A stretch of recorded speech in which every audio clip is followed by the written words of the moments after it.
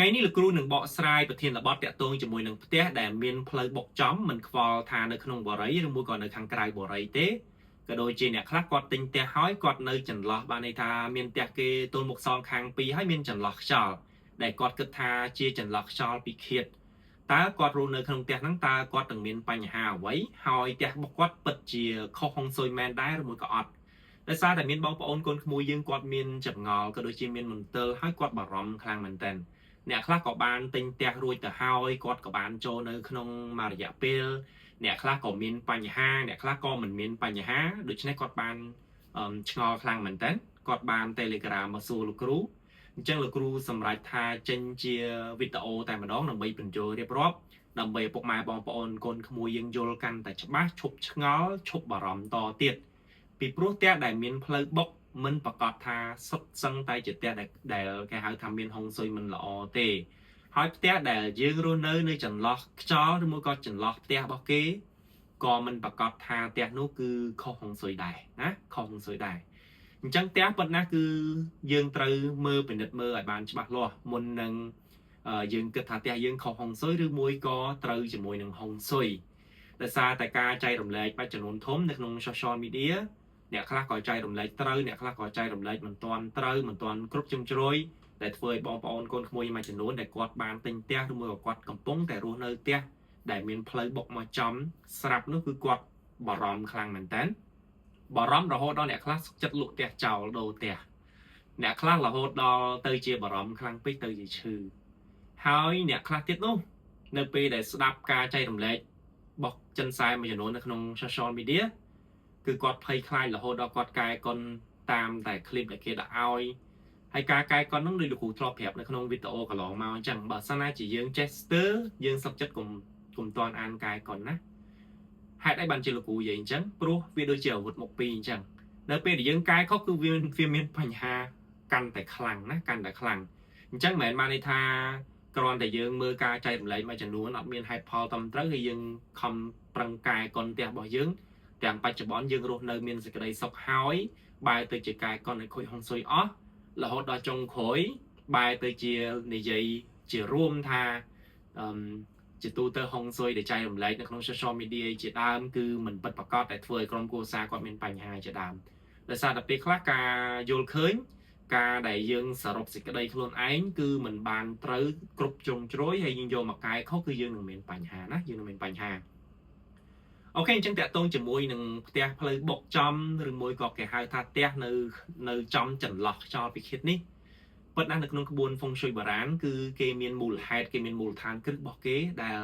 គេធ្វើពិសោធន៍ត្រឹមត្រូវបន្ទាប់មកទៀតការដែលធ្វើពិសោធន៍នោះក្រុមគ្រួសារដែលនៅចន្លោះខ្យល់ពិឃាតនោះមានបញ្ហាទើបគេចេញជាក្បួនខ្នាតត្រឹមត្រូវហើយបង្រៀនតគ្នារយៈពេលរាប់ពាន់ឆ្នាំមកហើយលោកគ្រូនឹងដាក់រូបនៅខាងលើដោយសារតែពេលខ្លះលោកគ្រូបញ្យលអាចយើងនឹងពិបាកស្រមៃចេញជារូបរាងការជំនាន់ដើមគឺមានផ្ទះនៅចន្លោះភ្នំបានន័យថាមានភ្នំអញ្ចឹងទៅគេមានចលងភ្នំហើយមានភ្នំមួយទៀតនៅពេលដែលជំនាន់ពីដើមណារាប់ពាន់ឆ្នាំមុនគឺមានគ្រួសារមួយគ្រួសារគឺគាត់រស់នៅធ្វើសង់ផ្ទះនៅចំចន្លោះនៃភ្នំហ្នឹងបានន័យថាមិនមែននៅលើភ្នំហ្នឹងនៅចន្លោះចលងហ្នឹងទេបានន័យថាឧទាហរណ៍ថាភ្នំអញ្ចឹងណាចាំមើលលោកគ្រូដាក់រូបខាងលើបន្ទាប់មកទៀតគាត់ធ្វើផ្ទះមួយនៅចំចន្លោះកណ្ដាលនៃភ្នំហ្នឹងមកភ្នំនៅខាងក្រោយប៉ុន្តែភ្នំហ្នឹងវាជាចន្លងភ្នំពីរបន្ទាប់មកទៀតគាត់សង់ផ្ទះនៅចំចន្លោះភ្នំហ្នឹងគាត់រស់នៅបានមួយរយៈគឺគេហៅថាគាត់មានបញ្ហារហូតដល់បាត់បង់ជីវិតសមាជិកម្ដងមួយដោយសារអីដោយសារតែផ្ទះរបស់គាត់នេះគឺនៅក្នុងចន្លោះខ្យល់ពិឃាតពាក្យថាចន្លោះខ្យល់ពិឃាតហ្នឹងបានន័យថានៅពេលដែលយើងមានភ្នំឬមួយក៏មានអគារធំណាអគារធំពីរនៅសងខាងបន្ទាប់មកយើងនៅចន្លោះកណ្ដាលគឺខ្យល់ដែលបក់មកហ្នឹងវាប៉ះជាមួយនឹងអគារហ្នឹងហើយវាបង្កើតបានទៅជា pressure ឬមួយក៏សម្ពាធខ្យល់ខ្លាំងបុកមកចំផ្ទះរបស់យើងដែលបង្កើតបានទៅជាគេហៅថាសាឈីឬមួយក៏ថាមពលមិនល្អដែលបង្កគ្រោះថ្នាក់ឲ្យសមាជិកដែលរស់នៅក្នុងផ្ទះនោះមានបញ្ហាម្ដងមួយណាម្ដងមួយបន្ទាប់មកទៀតក៏គេសរសេរជាក្បួនឡើងដើម្បីឲ្យយើងសិក្សាស្វែងយល់បន្ថែមមានចិនសែមួយចំនួននៅពេលដែលគាត់បានអានសភៅតាមការលក់នៅក្នុងទីផ្សារគាត់ឃើញអញ្ចឹងគឺគាត់វិតម្លៃថាឲ្យតែផ្ទះរស់នៅ nơi chẩn lót tia để kê miên chẩn lót máu bánh mà trong những cứ sật xong tại miên bánh há đứa có nòm rương mình lọ mà ỏi tia dừng ca vô khơi đột ní cứ ba đi tha mình khóc tết bắn tái mình toàn cục trồng trội lúc cú trong vừa vô đẹp tha viêm miên sẵn than bao việt này tá tia để dừng nơi chẩn lót tia bao kê đi tập tia bao kê pi son khang là tia ta vì lá cái vì lá luộc cho và tọt mà tiếp tia bao dừng nơi trong bị bụcเตียเก็บปันท้ายในจอมจะหลอกหักชอบานในจะหลอกอาปะห้องเตียเก็บซองคังเวลาพลุนั่งนะบาสนาจะปลอกนั่งทมนะเปียทมมาในทาวีไอทมเปิดปะปันเตียบ่อยื้อให้เตียยื้อในจอมปลอกนั่งหายตุ่มหมเตียบ่อยื้อปันแค่นี้คืออดไปเนี่ยฮะวีคือเตยจะจันหลอกชอมุ้ยแกหายดักชอนอนมากัดหล่อหรือมุ้ยก็แกหายดักซึ่งชี้ทำปหล่อมาเอาเตียยื้อวิ่งนะจังยื้อใบใจดัดdương vô lại cho bà nát cho lại nè cứ nơi khung sụp hư cái bồn bảo rán cứ kia này ông pi chần lọt chần lông phnom nó kia tia ho là ho đo tha tia nó bị có bài sầm một vì mình cho bọc khlang tướp tia nó mình bành hà tiệt chắc bà sana chỉ tia bây giờ nơi khung bảo rây hỏi tia kia sang song pi nơi tôn một dương hay bà cả ban chỉ chần lọt cho mỗi hay dương nơi tôn một kia ní cứ tia đại miền tham pol lọ mình men chỉ tham pol là cọ tê xong rồi cùng vô cho lỏm to tiếng nè khác phơi là họ đã lụt tiếng nè khác ở hiện tình thế để xa tiếng hay trong cho lọt cho lần vì miễn sẵn than bảo việt này bà sao năng chỉ bảo lọt cho việt tuổi bảo lọt cho việt tuổi dương mơ tới cứ tư này dương mình mến chỉ tết phiếp sạch là cú trong vừa phải vô ta không xuôi cứ tiện tôi cho mình phiếp sạch tiện tôi cho mình ham mình đi ca cho sầm rong cái này chắc bà sao năng chỉ tiếng đại kia thứ tôi một tiếng bao nhiêu này xẹp ta túc cho lọt mũi để dương mơ tới đôi rung chẳng yên là ngật cho lọt năng nào á hay tia dương nhưng thôi trong cho lọt năng á anh năng ngay để cái hai đặc cho bị khiết nó vì pro sầm piết xó nó bây giờ việc bọc chóm cần lại trong ít ní cứ việc bạc ca man tới chỉ sầm piết khăng tới chỉ thnu xỏ bọc mà trong tia bỏ dương cứ tia dương ở miền Pành Hà tia tôn cho mình đường đường về cát tia tôn cho mình chừng ngữ thôn để chỉ đàm bọc chóm trong na này tia sầm mà chất này cua xa nó nương miền Pành Hà nát nương miền Pành Hà cho nên thoáng ní cứ dương xong bài chạy đã đi lục cụ bây giờ đẹp trắng bà sáng nay chỉ dương nữ trần lọ te bọc kế đại miền trần lọ thùng đại dương mưa tới dương xả lạc một xả lạc mót cứ mình miền Pành Hà mình men chỉ tức so bị khiết tê phần tay bà sáng nay chỉ te đại tôi một bao dương kê thưa te pí hai tục bà lọt so máu bia trực yết việc tôi căn ta tư này bao dương việc đôi chỉ một cái bật chẳng nè đôi một cái bật chẳng cái trăm cặp dương chẳng anh nâng tướp cái hai tháng tư cho bị khiết chẳng sầm rạp nè đại nơi trả lọt tia bao kế bà này tha tia vì là luôn được có vì là tôi bao kế thôm hai miền trả lọt cho thôm đại tia dương song trong cả đá mưa tới khơi tiền sập hiệp căn là về anh căn là ngay đi cứ chỉ hồng xuôi lệ mùi tới giật cho lọ vậy nhá chẳng xong bay chạy đánh chắc mình tha nè khác quạt ở rồi tam bất việt tố ní lục ru ở trong chạy đồng lấy tới để xa tại ai ba po chỉ mùi ca chạy đồng lấy mà chỉ nôn nó master sinh sinh ca chạy đồng lấy bao quát cứ mình khói còn tháp đi khác quạt chạy đồng lấy bán cục chung rồi chẳng lục cụ xong bình vô lại bán bác bộ ấy min telegram chat ngầu cục bao lục cụ phong xu hưởng nâng quạt khai mình tên quạt bảo mình tên là hốt đo nè khác chất lụa té trao hai lục cụ xong bắt đam tiệt thắt té bờ nơi bờ sau này chỉ dừng nơi sọc hai cứ việc sọc hai mẹ ban đây ta tia dương nơi sọc hói dương sạp lư sâu cái thai trên chết tới sạp là dương cái thao tia dương khó hay sạp là dương thôi dịp hơi thôi dịp sư thôi dễ thôi dịp khó không xuôi về nhà nữa chẳng mà dương nơi sọc hói dương cùng rụt rừ dương cùng bạc bò đời xa tại ca chay rầm lệ nhưng không social media mà chỉ nôn ca chay rầm lệ bò nè mà chỉ nôn cứ pe khác chay rầm lệ tam sập hư mình ban sắc xa xoay nhốt cả đôi chân mình miền bọc bị soi cục khoán sập hư xe tham mấy chỗ mà chay rầm lệ thành trắng cứ nó về để dương thưa tam rồi một cái dương chất dương mà rõm cái ta theo dương khó nắng về tới chỉ thưa oi sầm biết plei chất dương can là kháng dương tới chỉ sư mình á dương tới chỉ sư mình anh nói theo tôi chỉ mùi nương bả lọ bắn tay bờ sana chia kia nó một tẹp bao dương thò mà ra mình những lực cụ này giấy nó không bờ rầy nó không bờ rầy ban này ta lẩu vẹo này tẹp nó cứ việc bắn cái này ban này ta cả lỗ bao kia cả lỗ bao dương việc bắn cái này cái thưa tôi một tẹp dương nó son kháng mình bả lọ thốn dương tè dươngในโชว์บางในtè dươngในจอมปลอกชอแล้วคือdươngมือขึ้นปะตะเวนdươngมือขึ้นติดสเปียบสอดสะอาดในข้างหมกมาdương vì ọt bắn áนั่นคือจะtè lịch mùiคือจะtè lọ bắn tay của mình cả này đây là cú xông lược lại này khai bom bồn con khôi dương vô cho nó kì បានន័យថាផ្ទះរបស់គេទល់មុខផ្ទះយើងគេធ្វើមានបន្លោះហើយប៉ុន្តែសម្រាប់តែបន្លោះហ្នឹងបន្លោះធំមែនប៉ុន្តែអត់ចំពីមុខផ្ទះយើងហ្មងឯងចំប្រឆិតផ្ទះយើងបានន័យថាអាចចំហៀងអាគាររបស់គេឬក៏ផ្ទះរបស់គេហ្នឹងគឺបាំងចំផ្ទះយើងមកចំហៀងអញ្ចេះហើយទ្វារផ្ទះយើងដាក់នៅចំបន្លោះហ្នឹងក៏បង្កើតបានទៅជាសារឈីឬមកក៏ថាមពលមិនល្អនាំឧបសគ្គមកឲ្យផ្ទះយើងដែរអាហ្នឹងក៏ទៅជាសារឈីដែរណាលោកគ្រូសូមបញ្យល់ប្រាប់កន្លែងហ្នឹងអូខេករណីមួយទៀតតើតើជាមួយអាគារខ្ពស់អាគារខ្ពស់បានន័យថានៅប្លុករាជធានីភ្នំពេញយើងមួយចំនួនឥឡូវនេះប្លុកខ្លះគឺចាប់ផ្ដើមមានអាគារខ្ពស់ហើយអាគារខ្ពស់សាងសង់បើសិនជាអាគារហ្នឹងវាធៀបជាមួយនឹងផ្ទះរបស់យើងឧទាហរណ៍ថាផ្ទះយើងសង់ពីដើមមកជាផ្ទះវិឡាចុះឬមួយក៏ជាផ្ទះធម្មជាន់ពីរជាន់វាចាត់ទុកថាវានៅផ្ទះហ្នឹងដែលទៀបជាងអាគារដែលនៅចំពីមុខយើងទីបានន័យថាទៀបជាងខ្លាំងឧទាហរណ៍ថា condo គេធ្វើ8 9 10ជាន់20ជាន់អីតបមកគេធ្វើ2សងខាងផ្ទះយើងបន្ទាប់មកយើងសង់ផ្ទះយើងឬមួយក៏ផ្ទះយើងតាំងពីដើមឡើងនៅនឹងស្រាប់តែនៅមុខផ្ទះរបស់យើងទល់មុខផ្ទះយើងគេធ្វើអាគារ2ខ្ពស់ឡើងធំឡើងអាហ្នឹងក៏យើងនៅចន្លោះខ្យល់ពិឃាតដែរអញ្ចឹងលោកគ្រូចង់បញ្យល់ប្រាប់អញ្ចឹងណាទោះបីជាយើងមើលទៅស្រឡះមុខមែនប៉ុន្តែចង់ឲ្យមិនចង់គឺផ្ទះរបស់យើងគឺបានស្ថិតនៅក្នុងចន្លោះខ្យល់ពិឃាតមួយដែលសារតែអាគារនៅទល់មុខផ្ទះរបស់យើងនោះវាធំខ្លាំងពេកវាខ្ពស់ខ្លាំងពេកដែលនៅពេលដែលខ្យល់បក់មកវាបុកមកចំផ្ទះយើងប៉ះចំអាគារហើយវាសង្រួមខ្យល់ pressure សម្ពាធមកបុកចំផ្ទះរបស់យើងដែលធ្វើឲ្យផ្ទះយើងគេហៅថា take away ផ្ទះរបស់យើងអញ្ចឹងធ្វើឲ្យផ្ទះយើងមានបញ្ហានឹងបានគេហៅថាចន្លោះខ្យល់ពិឃាតហើយក៏មានលក្ខខណ្ឌដែរចុះបើសិនជាយើងនៅចន្លោះនឹងមែនពិតប៉ុន្តែខ្យល់ដែលបក់មកបុកចំផ្ទះយើងនេះមិនដែលថាជាខ្យល់ដែលធំទេដូចថាលហិមកតិចលក្ខណៈរស់នៅស្រួលខ្លួនអានឹងក៏មិនមានបញ្ហាដែរហើយកុំភ័យហើយក្បួនទាំងអស់គឺវាមានវិធីកែរបស់វាគ្រាន់តែថាផ្ទះដែលខុសល្មមយើងអាចកែបានបើផ្ទះខុសខ្លាំងយើងនៅអត់បានទេយើងកែល្មមគឺយើងកែចាញ់ទេអញ្ចឹងលោកគ្រូសុំចង់បញ្យល់ប្រាប់អញ្ចឹងដែរណាបើសិនជាមានអាគារទៅមុខផ្ទះរបស់យើង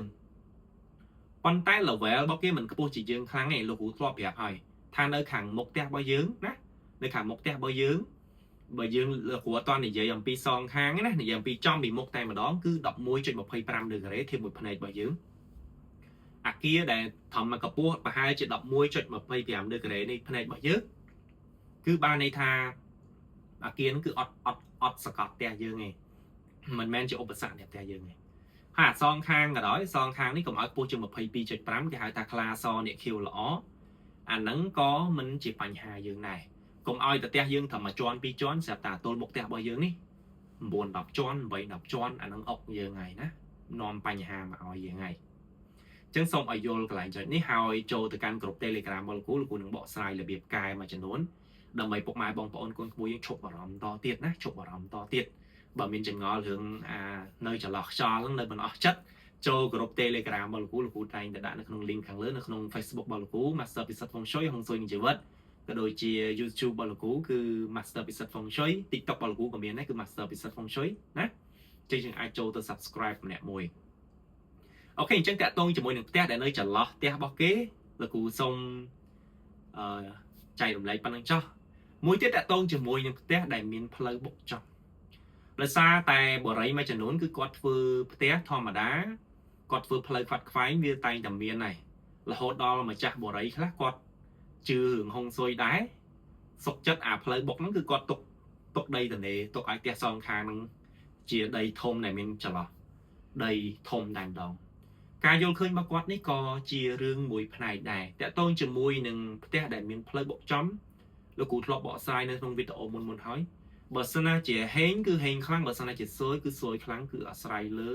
រាសីរបស់បុគ្គលម្នាក់ដែរបានន័យថាម៉េចបានន័យថាជាទូទៅ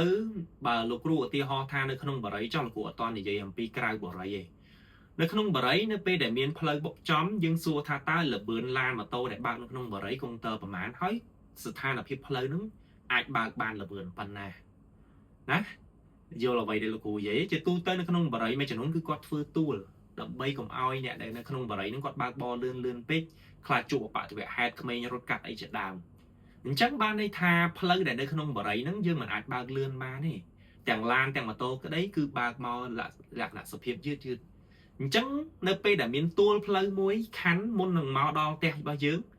ធម្មតាអាទាថាផ្លូវអសតទេចាំមើលលោកគ្រូដាក់លោកគ្រូនឹងដាក់រូបនៅក្នុង វីដេអូនេះដើម្បីពុកម៉ែបងប្អូនកូនវិញស្រួលសម័យជួនកាលលោកគ្រូនិយាយពិបាកយល់អូតែឥឡូវផ្លូវមកអញ្ចឹងអានេះផ្ទះរបស់យើងនៅខាងនេះផ្លូវបុកចំអញ្ចឹងនៅពេលដែលមុនដល់ផ្លូវហ្នឹងគឺម្ចាស់បរិយមួយចំនួនគឺគាត់យល់គឺគាត់ដាក់ទួលផ្លូវនៅពេលដែលយើងដាក់ទួលផ្លូវកន្លែងនេះគឺឡានគឺមកដល់ហ្នឹងគឺគាត់នឹងបង្អង់មុននឹងបត់ឆ្វេងឬក៏បត់ស្ដាំផ្លូវអសរតេអញ្ចឹងផ្ទះយើងដែលទួលបុកផ្លូវនេះគឺទទួលបានធម៌ពលខ្លាំងមែនតើតកតងជាមួយនឹងក្បួនជ័យភូមិគឺផ្ទះហ្នឹងគឺហេងណាអញ្ចឹងផ្ទះផ្លូវបុកមិនប្រកាសថាសួយណាយើងស្ដាប់ឲ្យតន់យើងស្ដាប់ឲ្យយល់ហើយចាប់ពីថ្ងៃនេះតទៅកុំចេះតែជឿគេតទៀតអ្នកខ្លះនៅផ្ទះផ្លូវបុករាប់ឆ្នាំនៅពេលដែលគាត់ឃើញគេចែករំលែកថាផ្ទះផ្លូវបុកនឹងសួយហើយគាត់នៅហេងសោះគាត់លែងជឿហងសួយហ្មងហើយគាត់ប្រាប់ថាចិនសែពីច្រើនកុហកបោកប្រាស់អីចឹងទៅដោយសារគាត់អត់យល់ថាផ្ទះរបស់គាត់នឹងមានផ្លូវបុកហ្នឹងប៉ុន្តែមានទួលកាត់មួយដើម្បីឲ្យឡានហ្នឹងវាបន្ថយលម្អឿនអញ្ចឹងធ្វើឲ្យផ្ទះរបស់គាត់ទៅជាទទួលបានខ្យល់ដែលលំហូរចូលមកហើយផ្ទះរបស់គាត់នៅក្នុងបរិយាទៀតសោតឡានម៉ូតូបើកយឺតអញ្ចឹងគាត់អត់មានបញ្ហាប៉ុន្តែសាកបើសិនណាជាផ្ទះរបស់គាត់ទល់មុខផ្លូវជាតិវិញមកឬមួយក៏នៅខាងក្រៅបរិយាហើយអត់មានអានធុងខ្នល់ដែលកាត់ដែរគឺគាត់នៅអត់បានទេអត់ខ្វល់ថាបុគ្គលហ្នឹងមានធាតុត្រូវការអីទេទោះបីជាបាយមុខទៅធាតុត្រូវការរបស់គាត់ក៏ដោយសួរថាឥឡូវធាតុនឹងត្រូវការរបស់គាត់ត្រូវការធាតុភ្លើងខ្ញុំឧទាហរណ៍ចុះបើសិនណាជាបាញ់ភ្លើងលក្ខណៈភ្លើងកម្ដៅ1000អង្សាមកចំកណ្ដាលមុខគាត់តើគាត់ទប់ទល់បានអត់ទប់ទល់បានទេហ្នឹងដូចគ្នាដោយសារថាមពលនឹងវាខ្លាំងពេកប៉ុន្តែបើសិនណាជានៅក្នុងបរិយមានទួលផ្លូវកាត់អញ្ចឹងហើយឡានបើកមកគឺគេបង្អង់គឺផ្ទះរបស់គាត់ទៅជាល្អអញ្ចឹងណាចុះបើនៅក្រៅបរិយវិញលោកគ្រូមិញហ្នឹងឧទាហរណ៍ថានៅក្នុងបរិយចុះក្រៅបរិយដែលមានផ្លូវបុកមកចំអត់មានទួលផ្លូវអត់មានអីទេពីច្រើននៅក្រៅបរិយអាហ្នឹងមិនវិញអាហ្នឹងដូចលោកគ្រូប្រាប់មិញហ្នឹងអញ្ចឹងគឺអាស្រ័យលើផ្លូវដែរក្រៅបរិយបើសិនណាជាផ្លូវហ្នឹងជាផ្លូវមួយដែលគេបើកយឺតជាផ្លូវមួយដែលជាទូទៅវាមានភាពរៀងគេហៅថាឧបសគ្គមួយចំនួនដែលបើកមកធ្វើឲ្យឡានឬក៏ម៉ូតូអត់អាចបើកលឿនបានអូខេចាត់ទុកថាផ្ទះហ្នឹងនៅតែល្អប៉ុន្តែបើសិនណាជាផ្លូវនឹងរៀងធំទលាយផ្លូវបេតុងចាក់ស្អាតដែលពាក្យច្រើនឡានបើកមកលឿនម្ដងមកកាលជ្រុលទៅបុកផ្ទះយើងទៀតក៏មានដែរអាហ្នឹងគេហៅថាសឹងទុកគេហៅថាសាឈី 100% គឺជាផ្ទះមួយដែលគ្មានហ្វុងស៊ុយទេណាដែលគ្មានហ្វុងស៊ុយទេផ្ទះនៅលើផ្លូវជាតិបើសិនណាជានៅលើផ្លូវរដ្ឋក្តីនៅក្រៅបរិយបើសិនណាជាមានផ្លូវបុកមកចំផ្ទះរបស់យើងហើយមិនមានទួលកាត់ឬមួយក៏មិនមានផ្លាកប៉ាណូតតឹងដើម្បីជួយទប់ខ្យល់ដែលឡានម៉ូតូឬមួយក៏ខ្យល់ធម្មជាតិបើកមកបុកចំទេគឺផ្ទះហ្នឹងពាក្យច្រើនគឺគេហៅថាខុសហុងស៊ុយគឺ take away ផ្ទះហ្នឹងគឺមួយក៏ផ្ទះហ្នឹងទទួលរងគេហៅថាទិសខ្យល់ពិឃាតនឹងឯងណាប៉ុន្តែខុសល្មមគឺនៅតែមានក្បួនកែចង់ដឹងរបៀបកែយ៉ាងណាគឺចូលទៅកាន់ក្រុម Telegram របស់លោកគ្រូណាក្រុម Telegram របស់លោកគ្រូ Master ប្រសិទ្ធវង្សស៊ុយលោកគ្រូតែងតែដាក់ក៏ដូចជាក្រុមសំណួរចម្លើយសួរទៅលោកគ្រូនឹងប្រាប់ឲ្យរបៀបកែណាអញ្ចឹងលោកគ្រូអត់ចែករំលែករបៀបកែនៅក្នុងនេះទេអូខេតកតងជាមួយនឹងមួយទៀតដែរផ្លូវបុកចំនេះហ่ะវាមានសន្តានមកវាផ្លូវខ្លះវាកោងហើយបានវាបុកចំផ្លូវខ្លះគឺត្រង់ធ្លុះមកបុកចំហ្មងអាផ្លូវដែលកោងរៀងកោងហើយមកបុកចំហ្នឹងណាគឺអាក្រក់ជាងអាមកត្រង់ធ្លុះបុកចំទៀតអាហ្នឹងក្បួនគឺវាមានណាគឺគេមានចែងច្បាស់លាស់ត្រឹមត្រូវហើយជំនាន់ដើមគឺគេដាក់របស់ការពារមួយចំនួនបច្ចុប្បន្ននេះរបស់អស់នោះក៏នៅតែមានប្រសិទ្ធភាពដែរគឺយើងអាចធ្វើបានផ្ទះដែលមានផ្លូវបុកនេះជាទូទៅគឺយើងត្រូវដឹងថាពំនាំធម្មពលមិនល្អមកឲ្យផ្ទះយើងពាក្យថាធម្មពលមិនល្អគឺបង្កើនឲ្យយើងមានជំងឺបើជំងឺគឺជំងឺធ្ងន់ហើយបើសិនជាសមាជិកមានបញ្ហារហូតដល់បាត់បង់ជីវិតគឺបាត់បង់ជីវិតម្ដងមួយស្មើទោះណាគឺអាហ្នឹងគឺវាអញ្ចឹងហើយបើសិនណាជាផ្ទះហ្នឹងយើងបែរចំទៅរកផ្លូវបុកមែនប៉ុន្តែរិស័យរបស់យើងត្រូវជាមួយនឹងទិសហ្នឹងចាត់ទុកថាយើងបានន័យថាបើយើងសយ100យើងសយតែ70ឬក៏50%ឯងអានោះលោកគ្រូនិយាយថាបើសិនជាផ្លូវបុកចំហើយជាប្រភេទទិសខ្យល់ពិឃាតដែលលោកគ្រូនិយាយមិញហ្នឹងណាអត់មានធុងផ្លូវអត់មានប៉ាណូដែលបាំងទប់ខ្យល់អាហ្នឹងបានន័យថាយើងសយត្រឹម50-60%ប៉ុន្តែបើសិនណាជាផ្ទះនៅក្នុងបរិយមួយចំនួនហើយទិសហ្នឹងជាទិសដែលនៃធាតុយើងត្រូវការហើយផ្លូវដែលបើកមកហ្នឹងគឺគេធ្វើទួលលេត្រឹមត្រូវដែលធ្វើឲ្យឡានមកដល់មុខហ្នឹងបានគេបង្អង់អាហ្នឹងអត់បញ្ហាបានន័យថាផ្ទះហ្នឹងធាតុយើងត្រូវការហើយ miền cái ta tham pol sai tham pol là dân mơ khơi ven cho mà tại dân tiết à các bao dân chọn những cái dân hình tại giờ hình mình trên cái buôn phong chơi cái miền trà ná ca chạy làm lệnh mà chân nón xong một mai bom ôn con mùi dân đắp hay pol lại bàn tầm tới vô một tiếng toát chỉ mùi nâng sập hiếpในการรnơi rồi bỏ dân ba chợ bòn bởi dân run nơi sập hào ấy cứ dân ban này là tép bởi dân miền hồng sơi lò hỏiมันบัดกายก่อนในเต้